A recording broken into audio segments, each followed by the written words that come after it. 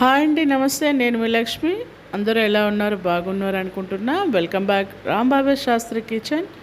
ఈరోజు నేను వచ్చి టమాటా కొత్తిమీరతోని టిఫిన్స్లో చాలా ఈజీగా ప్రిపేర్ చేసుకునే చట్నీ అండి. ముందుగా టమాటా కొత్తిమీరని శుభ్రంగా కడిగి ఒక గిన్నెలో కాస్త వాటర్ పోసి టమాటా కొత్తిమీర పచ్చిమిరపకాయలు వేసి బాగా దగ్గరగా ఉడికించండి. ఇలా ఉడికిన మిశ్రమాన్నంతా కూడా చల్లార్చి ఉంచండి.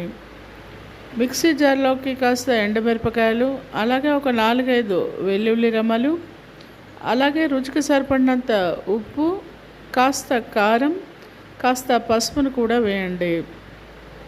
మనం ఇందాకలా ఆల్రెడీ ఉడికించి పెట్టుకున్న ఈ టమాటా కొత్తిమీర మిశ్రమాన్నంతా కూడా దీంట్లో వేసి మెత్తగా పేస్ట్లా తయారు చేసుకుని పచ్చడిని రెడీ చేయండి.